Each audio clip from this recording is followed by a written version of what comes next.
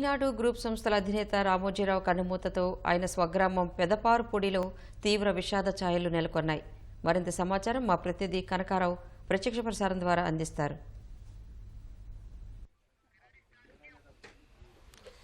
చెరుకూరి రామోజీరావు గారు ఈ పేరు తెలియని తెలుగు వాళ్ళు ఉండరంటే అతిశయోక్తి లేదు. ప్రస్తుతం మన కృష్ణా జిల్లా పెదపారుపూడి ఆయన స్వగ్రామం.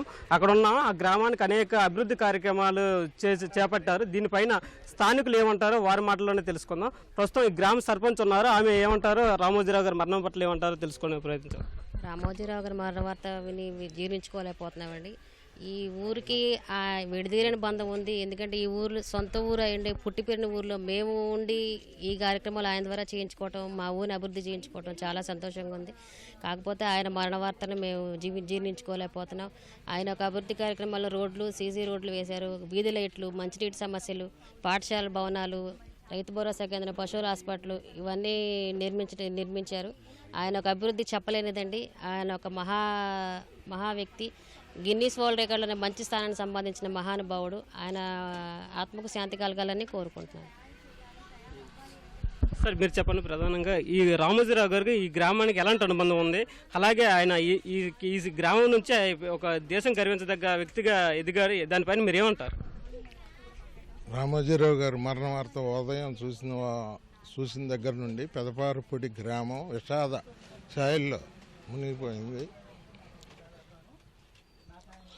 ఆయన సేవలు మర్చిపోలేనివి. 64లో ఆయన ఈ గ్రామం నుండి వెళ్ళిపోయి ఈనాడు స్థాపించి 60 ఏళ్లకి అంటే 2015 55 ఏళ్లకి మా గ్రామంలో రామోజీ ఫౌండేషన్ అని పెట్టి సుమారు 20 కోట్లు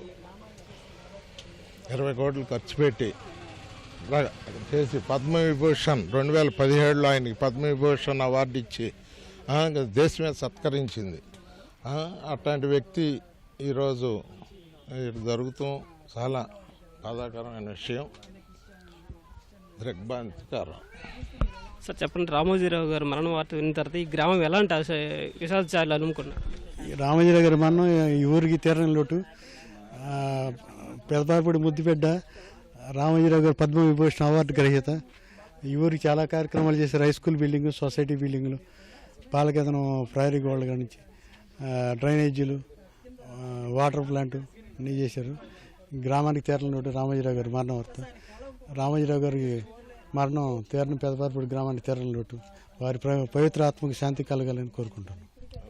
మేడం చెప్పండి, రామోజీరావు గారు మరణించారు. ఉదయం ఆ వార్త విన్నంటే ఈ గ్రామంలో ఎలాంటి విషాద ఛాయలు? జీర్ణించుకోలేకపోతున్నామండి. ఆయన చాలా మంచి వ్యక్తి, మహోన్నత వ్యక్తి.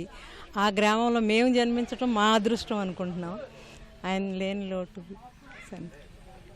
ఆయన ఈ గ్రామానికి ఎలాంటి సేవలు అందించారు? అభివృద్ధి కార్యక్రమాలు కానీ అండి దత్తత తీసుకుని సీసీ రోడ్లు, స్కూల్ భవనాలు, పంచాయతీ పాలకేంద్రాలు, మళ్ళీ పాఠశాల భవనాలు, సహకార భవనం, శ్మశానాలు ఇవన్నీ అభివృద్ధి చేశారండి.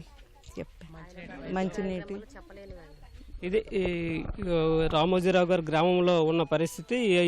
ఏదైతే ఆయన మరణ వార్త ఉందో ఆ మరణ వార్తను జీర్ణించుకోలేమని చెప్పి గ్రామస్తులు చెబుతున్నారు. గ్రామ అభివృద్ధి కోసం అనేక సేవా కార్యక్రమాలు, అనేక నిర్మాణాలు చేపట్టారని చెప్పేసి చెబుతున్నారు.